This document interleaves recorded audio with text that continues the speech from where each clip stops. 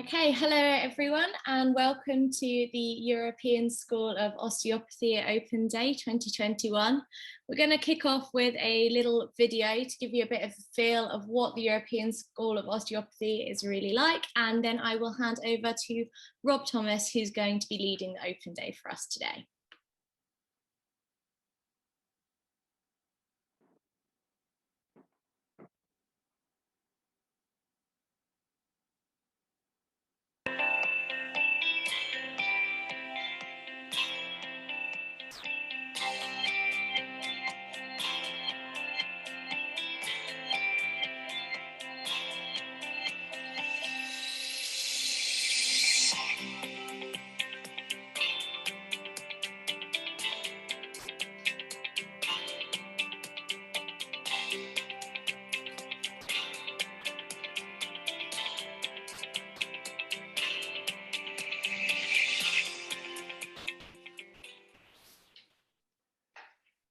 Hello there, everyone.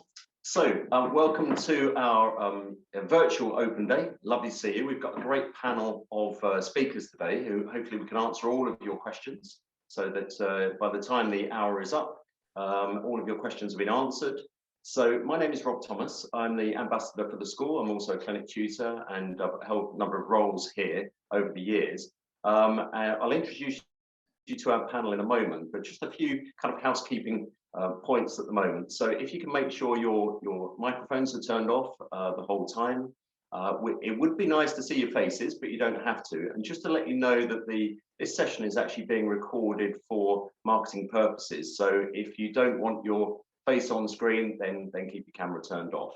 I don't need to sort of tell you about where the loos are because we're not in a face-to-face situation, but so I'm sure you know. But anyway, just to introduce the panel. So we're lucky to have Trevor Campbell, who's one of our lecturers. He's a head of department, head of professional knowledge and clinical reasoning, and he's also an osteopath. And I always enjoy talking to Trevor. So Trevor, do you just want to say a little bit about yourself first of all? Yeah, hello. I'm Trevor Campbell, and I'm, as Rob said, I'm head of clinical knowledge, and also I work as a clinic tutor. And I'm a lecturer as well. So clinical knowledge, or core knowledge, sometimes it's called, is anatomy, physiology, goodness me, and pathology and clinical methods. So all the ologies. And so you'll be seeing a lot of me in the first year and as a lecturer, and quite a lot of me in the second and third years and the fourth year when you go into clinic. Okay, great, Trevor. So we're going to be chatting to Trevor in a little bit of time. So over to Jackie White, who is our student welfare officer. Yeah, hi, I'm Jackie. So I've worked at the ESO for 15 years now.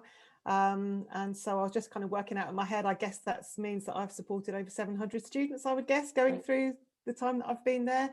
So I wear two hats really. So my background's chemistry, not osteopathy, but I can help with academic writing, you know, what you have to do basically to move up into what you need to do for the academic side. I'm also a trained counsellor, so I help with the pastoral side. So I kind of wear two hats in my role.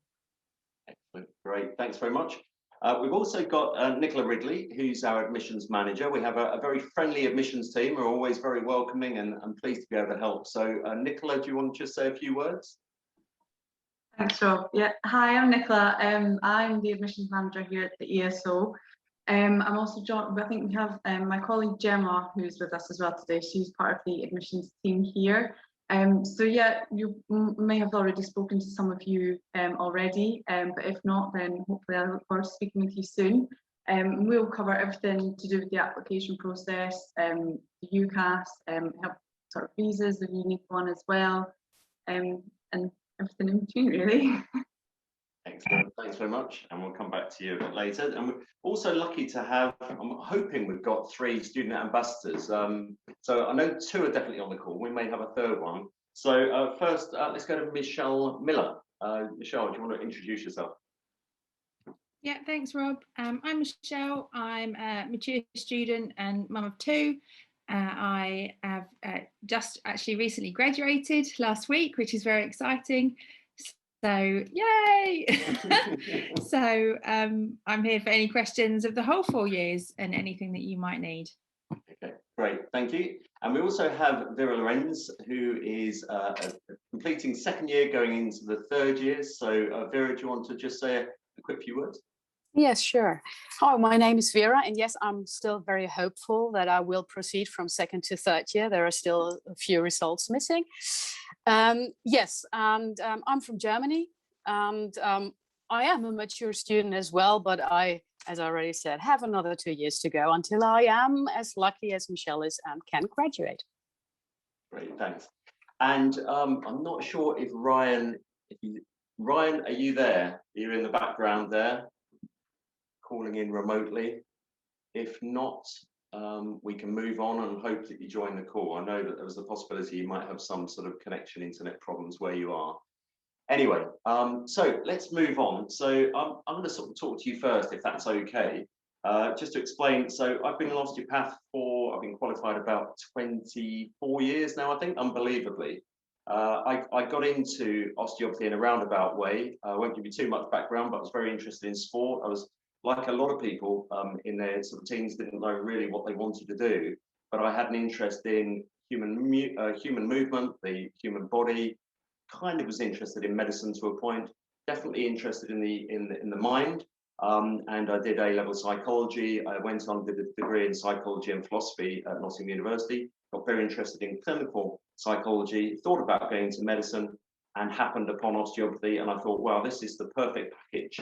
This is the kind of medical side. This is the holistic side. This is the understanding, being able to talk to people, communicate with people, and more importantly, listen to people.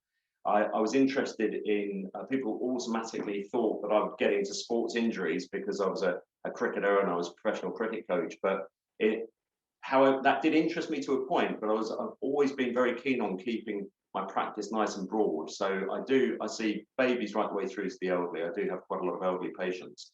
But the nice thing is I have that broad spectrum of patients. And I've got to say, I absolutely love practice. I have my own practice and I work in it on 4 days of the week, actually 5 days of the week at the moment because it's busy, but I also have done a lot of things at the ESO. And I think that the reason I want to sort of put this forward is that you'll notice that osteopathy enables you to have possibly a portfolio of different opportunities and different jobs. So don't just think that if you're an osteopath, you're going to go into a treatment room and be in the same treatment room 5 days a week. You can do that. If you had your practice, you could do that.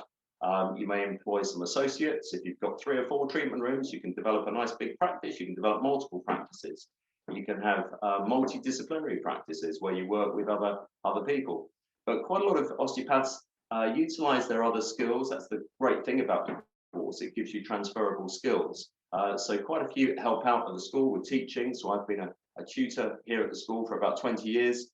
I've been in osteopathic management, so I've been head of clinic here for quite a while. I'm a final year examiner.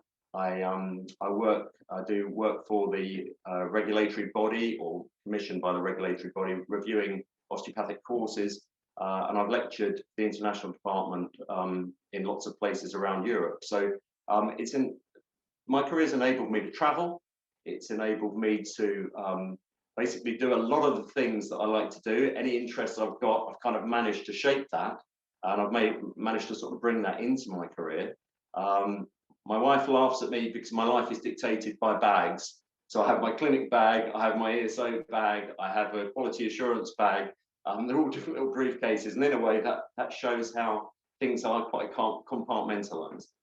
So I'm the ambassador at the school here. I've been doing this role for about 3 years now, and I thoroughly enjoy it because it gives me the opportunity to meet with local charities, forge relationships with local businesses and sports clubs and all sorts of entities. And it's not just about trying to drive traffic and patients to the clinic. It's just showing that osteopathy has a lot to offer in the community. We see our clinic here, very busy clinic. We've been on site here 40 years, and we see it as a real community asset.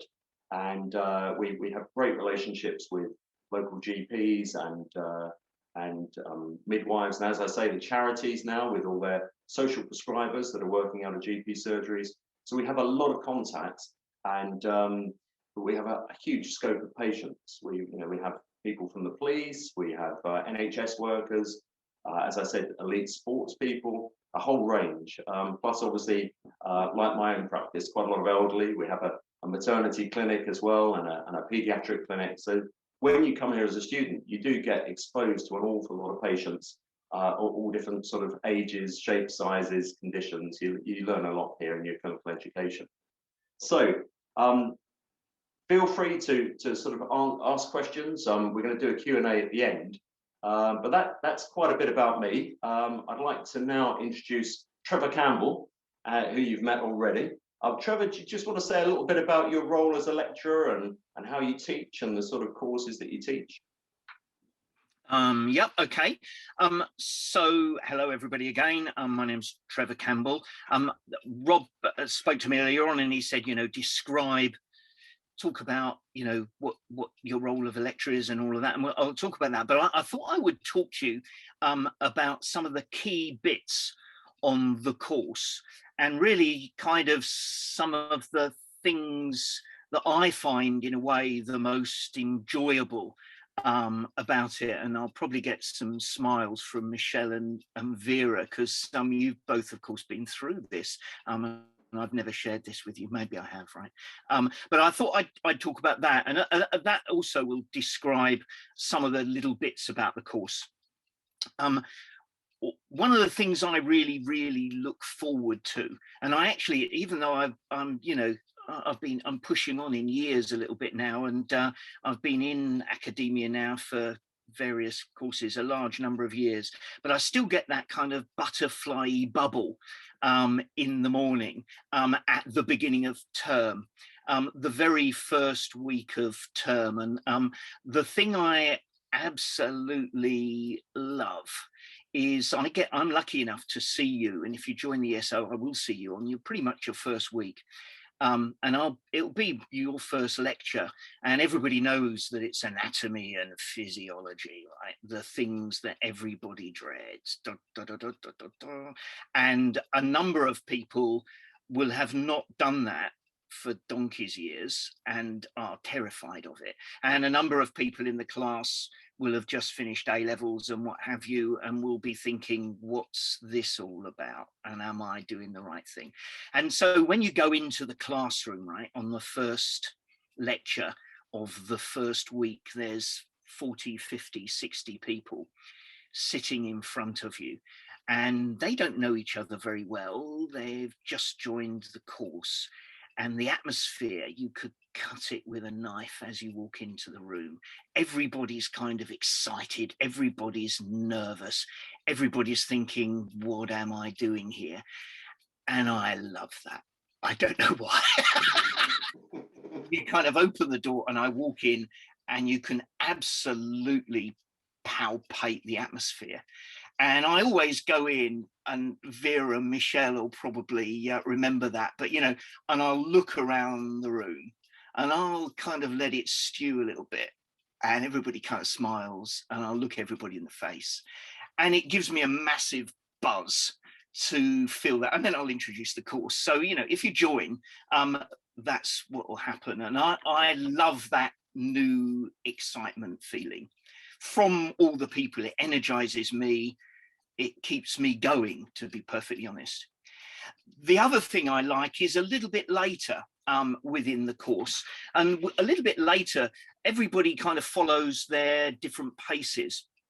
And normally there's a whole group of people that don't know very much about anatomy and physiology, or have had bad experiences at school, or maybe even have learning differences, or are normally academic strugglers, if you like.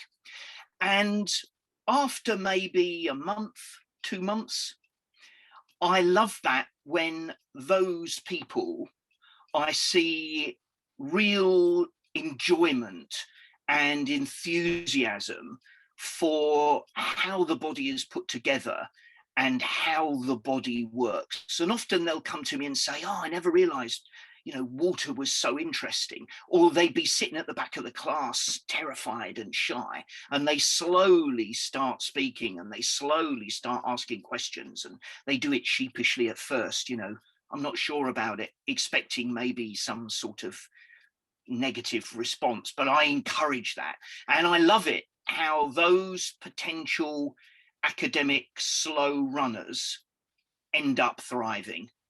And very commonly, it's often those academic slow runners, if you like, that end up thriving the most. And I had, and me too, I had somebody just about 2 weeks ago, one of the second years, who's one of Vera's colleagues, coming up to me and saying, oh, every exam you've only given me 40, 50%. And in the last exam, I got almost 70. And I marked that person's last set of exams quite recently, and they got 75. And I didn't know who they were. And I'm gonna love that, because maybe they won't contact me, but I bet they do. And that person will come into my office and they'll say, I got 75. And they were weak and now they're strong. And I love that feeling. So they're some of the fun things. I also enjoy it a lot at the end of the course with Michelle's year. One of the things that I really enjoy, because I actually don't teach in the second and third years, but I'm still in clinic. And then I take over the fourth years just before they graduate. And so I'm working with the teams. And I'm always gobsmacked about, you get someone like Michelle and she's nervous and all of a sudden she's questioning me. She's saying, well, actually, Trevor, Michelle did that a lot. In my opinion, it's blah, blah, blah. And what do you think about blah, blah, blah? And she says, and I disagree with that. I think this. And I love that too, because you suddenly see people blossoming in their communication skills as new osteopaths. And also you see the effect the course has had on them as people. And it's fantastic to play a part, all but a small part, in that academic and personal development of other human beings. And maybe that gives you a little glimpse of what the course is about as well. But that's core knowledge. So Trevor, do you want to mention a little, am I on mute? You can hear me okay? You can hear me, great. Yes, do you want to tell us a little bit about your classes and how you teach? Because there's wonderful photos of you sort of with the class outside drawing pictures on the car park, on the tarmac, and doing stuff outside of the classroom. Do you want to mention that? Yeah, so within my department, we're all very aware, myself and all the other people that teach, it's not just me, I work within a team, of course, and all of us have a core fundamental belief, if you like, but we talk about it a lot, that we need to adapt our teaching to different people. And we've all come from different backgrounds with different opinions of teaching. And I think and so do my team, we very passionately believe that it's very important that we drive a love of anatomy and pathophysiology. And we don't do that by standing in lecturers with half the class texting and sleeping and telling them about the origins and insertions of every muscle in the body, and very, very dull. Or the biochemistry of the kidney, really dull. You don't do it like that. We do a bit of that, but when I see the eyes starting to shut, I grab people and we act it and we play it and we draw it. And I'm sure Michelle and Vera will probably remember going out in the car park and, we say, okay, let's draw the autonomic nervous system with some chalks. And the students have a great deal of fun. They don't quite draw all over people's cars, but, drawing things, and it's childish, right? But I actually did a barbecue one summer and let the students come in during the barbecue with their chalks on a Saturday, and they not only drew over the car park, they drew all over the college walls as well, which I got a bit of a slap on the wrist for, but it was worth it. Was that your year, Michelle? I'm not sure, but it was worth it. And so we draw, we act, we play, we talk, we do physical things, and that's how the course runs, as well as the ordinary lectures. I won't pretend it's not hard. It is anatomy and physiology. The knowledge has to be there. And so the fun and games are not fun and games just for the sake of it, although they are in a way. They are there to cement the knowledge using different people's learning, you know, different learning styles. And we may even go for a walk in the woods one time and talk to each other about stories and teach. And we'll, you know, we'll do whatever it takes and whatever people find interesting. And we've danced cells and stuff before. I don't know how we do it, but that's how the course works. As I say, there are still a large number of face-to-face lectures, so it's not all that. And sometimes we can't do it because of the weather and what have you. But we try and adapt to the learning styles, and all the classes will, I do my best, and so do my team very much, to make it relevant, practical to osteopathy. And often I think people who have fought shy of subjects like biochemistry and pathophysiology, I hope, not everybody, but you know, many people will end up with a love of those subjects and what they mean, and then they take that into clinical practice. Not everybody, but you know, some people will. And if people don't, then they will excel in other areas, I often find. So, you know, that's the... Fantastic. Thanks. So, I mean, I'll definitely sort of echo your view about seeing the students grow throughout the years, because the course is developed to be integrated and create sort of autonomous practitioners, and that's the beauty from a tutoring point of view. You see the students when they're taking their final exams, they are colleague osteopaths. They are giving their views with conviction, which is great.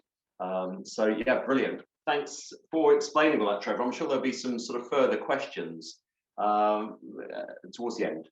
So Jackie White, I'd like to introduce you now, and if you want to just say a few pieces, and we'll see what questions come up. There is a question up on the chat at the moment, but I'll answer that at some point when it ties in. Okay, well, hi everyone. Yeah, hi again. I'm Jackie. I think picking up on Trevor's theme, the reason that we have a lot of us have been at the ESO for a very long time is the students. You know, they come in from all different walks of life, all ages, all backgrounds, all interests. And similarly to Trevor, I spend a lot of time with you in week one, so I get to know you quite well. And for me, seeing the progression of the students during the 4 years, knowing the sort of challenges that a lot of them face. 4 years is a very long time. It's a long course, it's a hard course, it's a tough course. But as Trevor says, it's such a diverse course that there are going to be parts of it that people really excel in, and parts of it that they find much more challenging. And for me, when I see, as Michelle's year just graduating, and I know behind the scenes how much those students have battled, how much they've overcome in the 4 years that they've come here, I see the support they give each other. I see the support that the lecturers like Trevor and their teams give the students. And the thing about the ESO is that if you need support, it's there. So there's lots of different ways. We've got a personal tutor system which we set up for, and that's been running for a full year now, which again is a fantastic opportunity for the academic staff to be able to have named students, where the student can go and talk to somebody different than they might be talking to normally. So it may be that you haven't gone into clinic yet, but actually your personal tutor is a clinic tutor, so you get a different perspective from people. And it's a very, very rewarding job because of the students who come through. And a lot of the students come through because they want to help people, they want to do something with their lives that's a bit different, it's a bit challenging, and they will put their all into this course. So every day you come through and you just see how much these students love the course, love the place, and love the people. Just picking up on that point about the different types of students that you've seen, osteopathy does tend to sort of bring school leavers that are interested in osteopathy as a career, but historically it's also brought more mature students in. So what would be your view, or what would be your advice to those thinking, I've not been at a school desk, I've not studied anything for sort of 10 years, how on earth would I sort of fare in a 4-year integrated master's degree? What would you say to them? I mean, the nice thing is, I mean, I guess Vera and Michelle will probably talk a bit about this further along, but actually it doesn't matter what age you are when you come in. I think everybody is welcomed in, and whatever you bring with your background, you bring and you share with the group. So the more mature students may not have done anything academic for a little while, and you know, there are ways and means that we can support you to up your academic level, if you like, but they bring in life experience, they bring in things from their job, they bring in transferable skills. They bring in knowing which way up to hold a baby when they go into children's clinic. You know, they bring a whole wealth of experience with them. Some of them, you know, will be much more maternal or paternal, maybe to the younger students. They'll bring in some advice, and the youngsters will bring in the energy. They'll bring in the you know, a whole different side of it. So every single person who comes onto the course has something to bring, whatever your background, whatever your interests. They contribute, and we always say, if you can find a study group, then you can help each other out. So something that you may not, and everybody, all the students come in and say, everybody else can do this and I can't. And I say, well, you're about the 14th person who's come in and said that today. So everybody thinks that everybody else understands it and knows it, and they don't. And what I say is just talk to people. There'll be parts of the course that you excel at, that you can help someone else, and parts of the course that you find challenging that someone else can help you with. And I think it's being honest about that, because there's so many different parts of the course. And as Trevor says, what I tend to find is that the students who are very, very academic and whiz through the first 2 years of the course, sometimes they're not so used to talking to patients, they haven't got the life experience. And you get the students who really struggle academically the first 2 years. They go into clinic and, oh my God, their patients love them. You know, they're queuing out the door to see these practitioners. Because when you become an osteopath, people don't come to you necessarily because you've got a first. People come to you because they trust you. You're a good communicator. So quite often it's the people, and I say to them, you may struggle academically in the first 2 years. That isn't what's important. What's really important is that you are a people person. You get into the clinic and your patients love you and they'll come back. Yeah, I think from a clinic tutor's point of view, I see that in clinic as far as the group dynamics, and you see different people helping different people, and it's not always the older ones helping the younger ones. It's vice versa. It depends on, as you say, previous experience and skill sets. So we did have a question there. I don't know whether you can answer it or whether it might be one for Nicola. But what percentage of intake tend to be mature students? I mean, Nicola might be able to help me with this, but I think I would say it's probably about 40%, I would think, 40 or 50% are more mature students. I mean, I think mature students are classed as something like over 24. So in my perspective, they're not that mature, really. not compared to some of the rest of us who've been there for a while. But yeah, I mean, I think, and some come in with families, and some come in with pets, and some come in with partners. And so there's lots going on behind the scenes as well. So people have got lives outside the ESO, and they have to kind of manage those as well as the course. Great. Okay, thanks for that input. I think we'll move on to Nicola now, Nicola Ridley, who's the admissions manager. So Nicola, over to you, basically.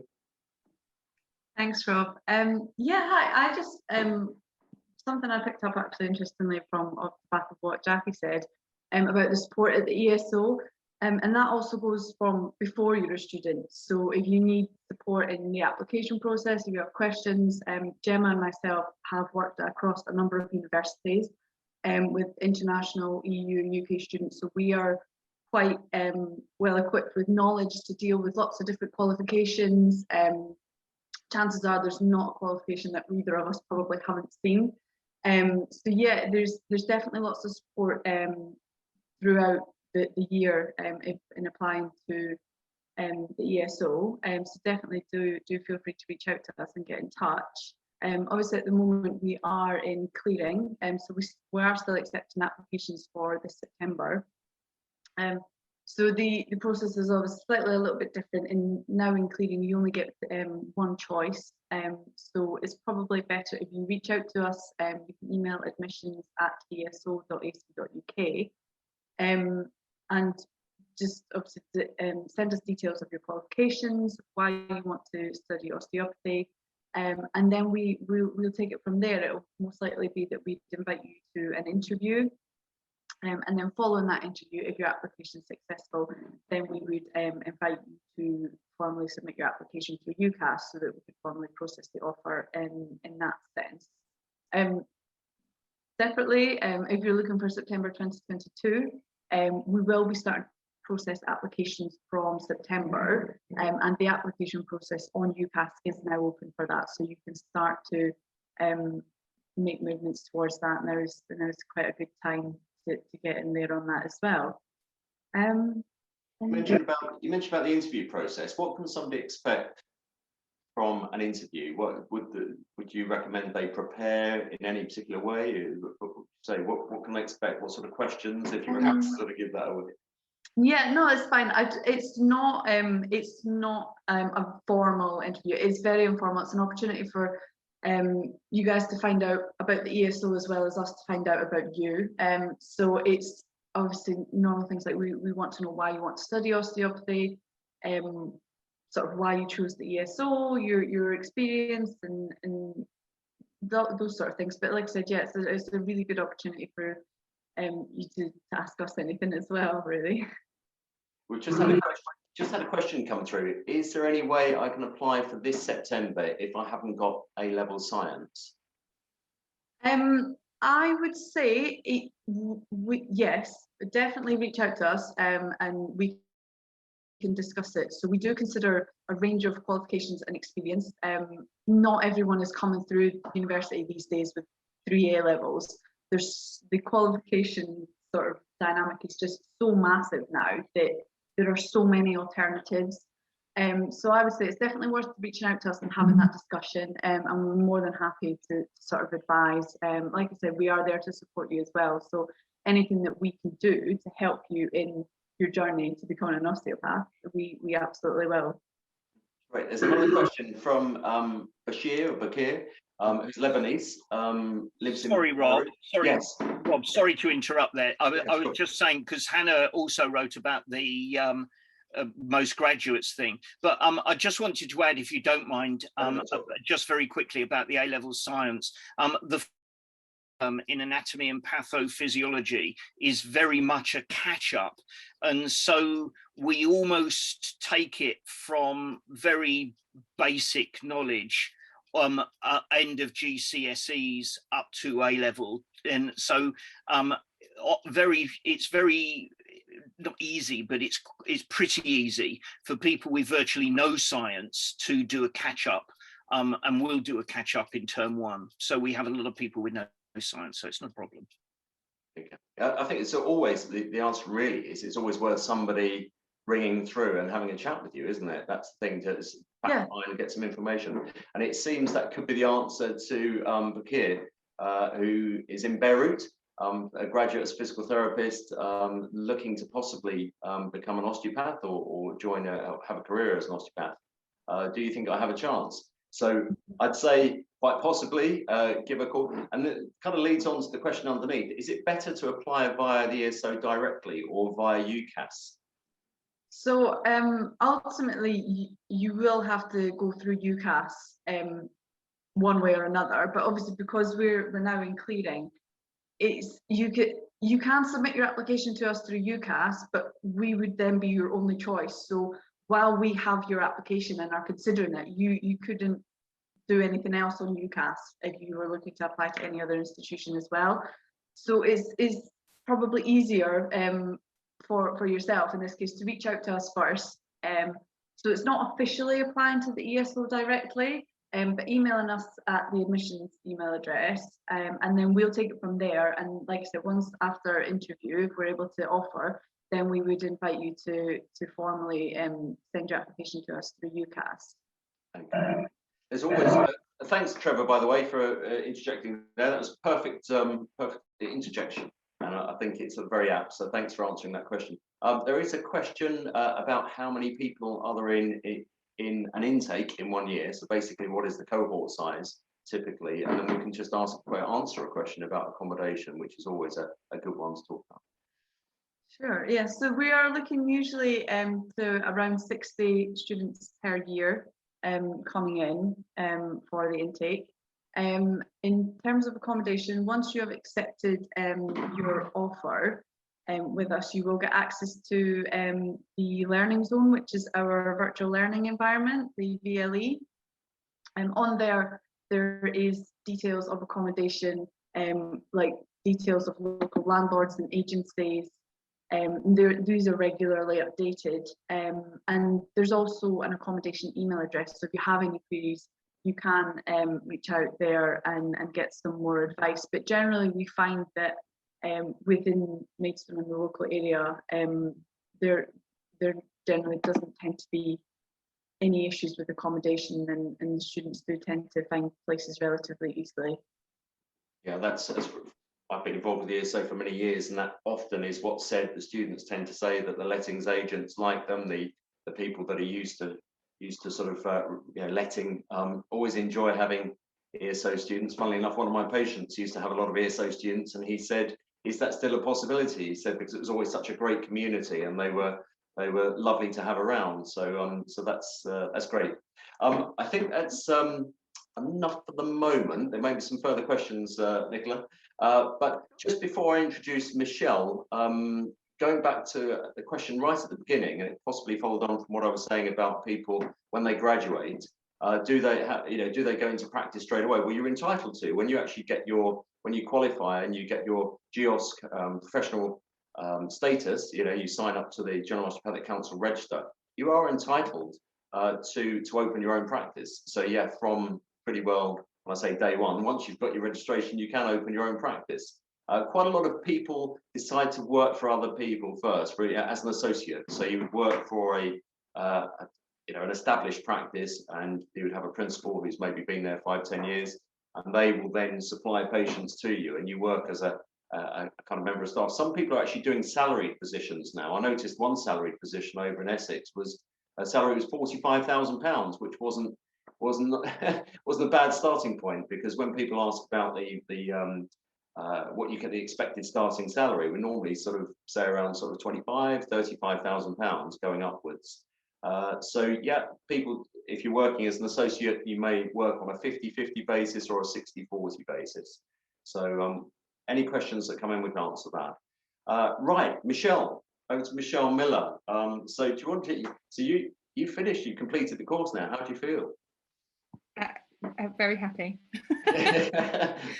Very happy. What are your plans going forward? So I'm taking the summer off, well-deserved break. It's been a hard few years, and then I start work at a local clinic in September for 2.5 days a week. So and then alongside that, I'm going to try to start my own practice, gradually find my own client base. But yeah, working with a principal in a supportive clinic environment, and for myself as well. So it's really exciting. So you've done the course, you've got a family, and how have you managed? How have you managed to sort of juggle home life, children, and a 4-year integrated masters? With a lot of support from friends and family, especially around assessment deadline time, and being organised, so being very strict. So my almost approaching it like a job. So Monday to Friday, 9 to 5, I'm a student, and then the rest of the time I'm a mum, and it's family time. And that's a really good way to have the balance. And then I don't feel bad on the weekend if I'm not studying, and I don't feel guilty for not spending time with the kids if I'm studying during the week. And then yeah, calling on as many favours as possible as it approaches exam time, or dissertation time especially, and essays and things. And what did you do before you came into the course? So I did a human biology BSc when I left school, and then from there I went straight into the city to investment banking, because that was the obvious path. And I worked at a hedge fund for 10 years, and then I had a baby, and had maternity leave for about 2.5 years, and needed a new challenge. And actually the clinic that I'm going to go and work in inspired me to apply. So it's a lovely full circle how I'm getting there. Yeah.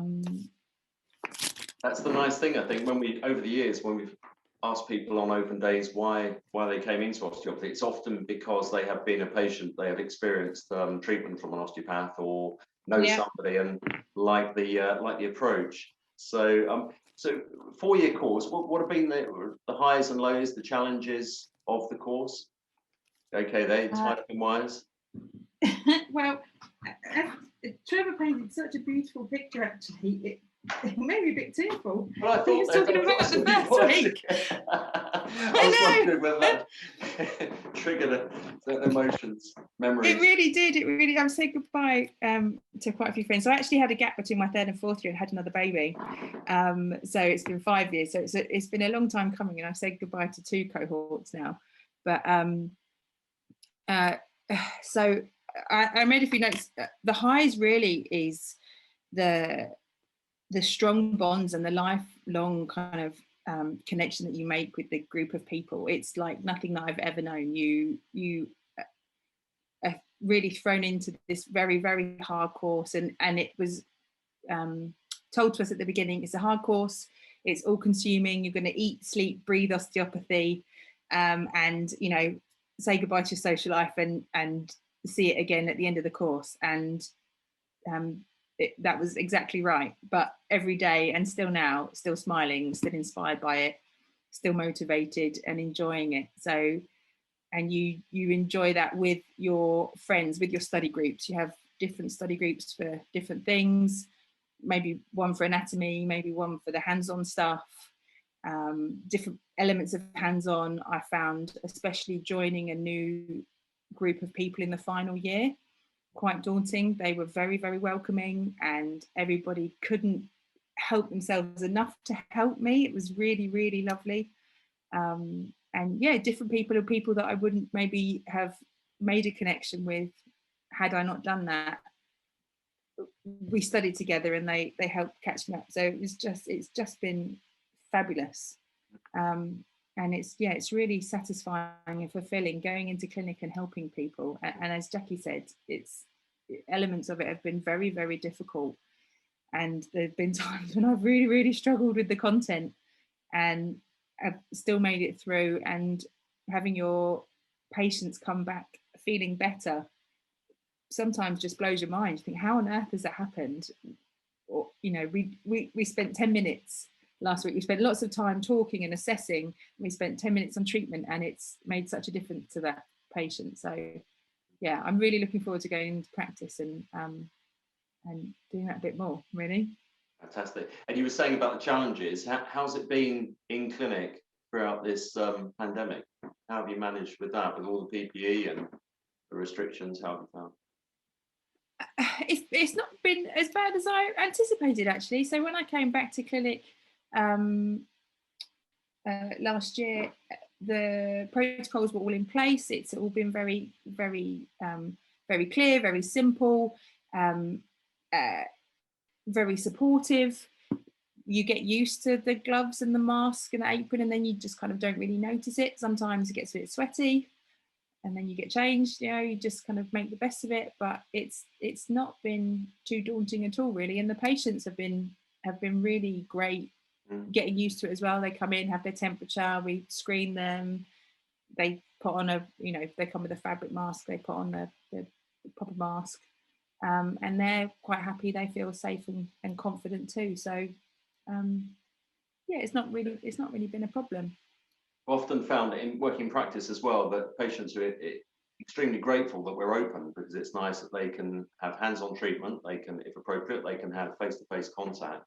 And just to say, generally in private practice at the moment, and I'm sure everyone will agree, practices have been incredibly busy. So this year, the last 6 months, I've never seen so many associate jobs available.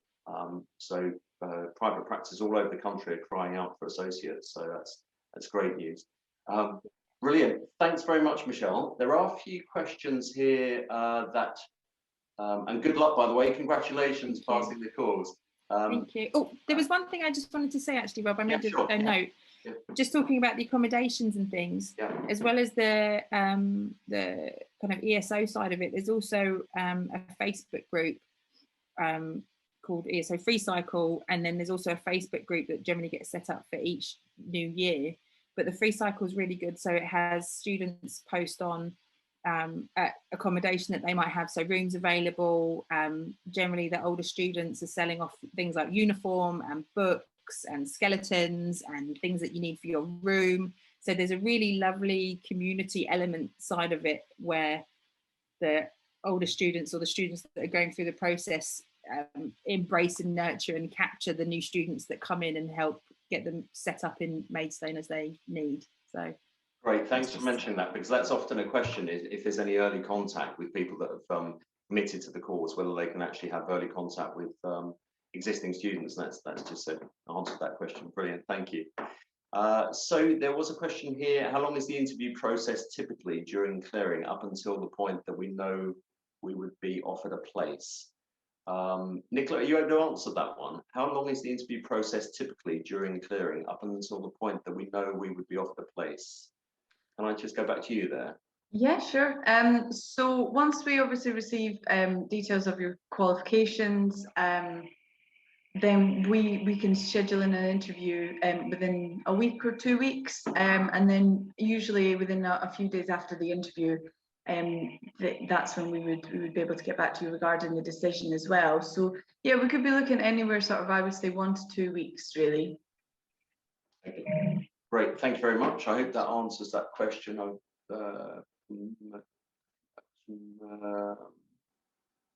Hadia. Okay, right. Thanks very much. I'm going to move on to Vera now. So Vera Lorenz, she's a second year student going into third year, we should say very quickly. And I think you might be able to include in your bit. There's a question: are there social clubs or activities for students? So if you want to sort of intertwine that in what you're saying, that would be great. Yeah, sure. So actually, the first social club there is will probably be your housemates, because all the accommodation list we already talked about, and the Facebook group that we have, it's all existing households where there are students from later years who are searching for new students to come in. And essentially, I have found my peers, they are really looking forward to have a mixed environment in their house. So they are really concentrating on not only having second years and third years, but having all first year until fourth year, because this is really the fast way where you can get to know each other and help each other through the whole course that you're running through.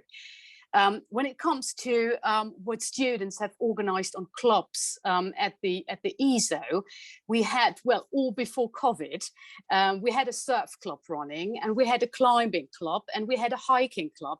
So there was a whole load of social activities where people found their hobbies. And for example, the climbing club and the hiking club, they would very often combine their weekends with each other, and one half of them would go climbing somewhere and the other half would go hiking somewhere. So stuff like that. And we had some yoga lessons going on. We had salsa classes during the lunch breaks going on. So yeah, I think we're pretty much all looking forward to having all of these clubs again once we can go back to really having all our kind of student life back in the school and at Boxley. Back to some sort of normality would be nice. There you go, exactly. To be patient. Okay, do you want to say about yourself? So you've done the preclinical years and you're going to be going into clinic. What are your thoughts and feelings and expectations at this present time? About going to clinic? Yeah. Well, on one hand, I'm really looking forward to it, because now that happens why I actually started to study osteopathy. I'm now going to meet patients and to treat them and hopefully really help them and come in this kind of situation where I see how really rewarding it is to help other people having a better quality of life. On the other hand, I'm really dreading it because I can already feel the nervous build up in me in the situation where I have my fast, real, live, breathing, living patient sitting in front of me and explaining me something where I go, oh my God, this hurts as well. This is very exciting. I have no idea what to do with it. But yes, I mean, we've got 2 years. We'll get there. So it's mixed emotions, but essentially, I'm really, really looking forward to it. This is my reward for the past 2 years. And those 2 years, as Michelle and Trevor already said, they do not come on their own. You really have to work them through. And yeah, now I hope to be able to pick up my reward. Yeah, put it The this way. trick here is to keep them breathing and living. I try my very best. I can't promise anything, but I try my very best. I think they're picking up on what you said there. If you weren't nervous and apprehensive, I'd be concerned. As okay. Because it's a very normal process in any sort of course where you're suddenly encountering, taking a proper case history from a proper patient. Oh, yes. So, yes, there's so much to think about. Exactly, but you get very supported, and everyone seems to remember their first patient. I remember my first patient, and it's not just the tutor that's supporting you; it's your group of students in that clinic team that support you. You kind of do it as a group, even though you're the one asking the question. So you will be well supported, and I'm sure you'll find it. All right. Yeah. Okay, just a quick question. So you're from Germany, and you're yes. A mature student, we can say that. Yes. How have you found it? How have you found it coming into the course and having done 2 years now? Well, coming into the course was, for me, really a little bit of a challenge because I had to relearn how to learn. So I have already a master's in economics, but this is kind of like 15, 20 years ago. And really getting back to how do you actually focus on a efficient way of learning was kind of quite a struggle, but it was a struggle where all of us, the younger students and the mature students, were completely the same because we all had to learn again, or learn for the first time, how to really learn on an academic level. And so yeah, but you get used to it. You get your routine, and for me, it is completely amazing if I look back on myself 2 years ago, how much I have learned and how much I am. If I talk to my friends over here in Germany, if I just talk to them very naturally about the things that I do every day in school, they don't understand a word anymore. And I have no perception any longer about me using complicated words. I actually think I talk layman speech, which I apparently don't. But there are so many things that are so clear now about the human body, about anatomy, about physiology. And yeah, well, it was all kind of occluded 2 years ago, and now it's there. It's amazing. It was hard, but yeah. Wow. and now you're entering the third year, which, as you say, it's kind of it's a little bit scary when you first start, but now you're going to start using all that theory and all those techniques you've learned. You're actually going to be applying it, and yes. I think the third year is a wonderful year. They're all nice years, but the third year is a wonderful year because it is that application. You're doing what you kind of came onto the course to do. Yes, so that's great. Exactly. Okay, we've got some questions. I may need to go back to Nicola, and I think there are a few questions I may have to answer generally, unless anyone else wants to jump in. Going back, there was a question about our international department, and we have partners around Europe. Could somebody do a semester at those courses? I don't think that is the case, but my general answer is going to be write to the ESO and make your inquiry, and somebody will be able to answer it. Maybe somebody from the international department, it may be somebody from admissions. There's also a question about Switzerland, somebody living in Switzerland. And I do know we have got some students that are from Switzerland. So wondering if they want to come back to Switzerland and work. They heard that there's an exam that you have to take. I think, again, if you could put that in an email and be sure, you will get an answer to that. And if we felt that it was worth putting you in touch with one of our student ambassadors that could answer those questions specifically, I think we would definitely like to arrange that and assist with you. Do you go into clinic before the 3rd year? So I think I can answer that one.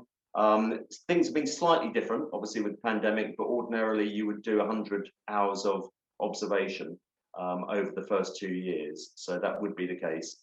Things have been slightly. How have you found it, Vera, just briefly, with the observation? I know we've had to do different sort of tutorials and do it in a different way slightly this year, but people have done some observations. We've had to restrict numbers.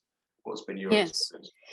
I think I have to say the observation for me was really, really helpful, because it really shows you right from the first day when you do your observation in first year, what you are kind of up to. I mean, what is expected of you, and how the routines are in clinic, and how really to behave toward patients, toward new patients, and towards returning patients.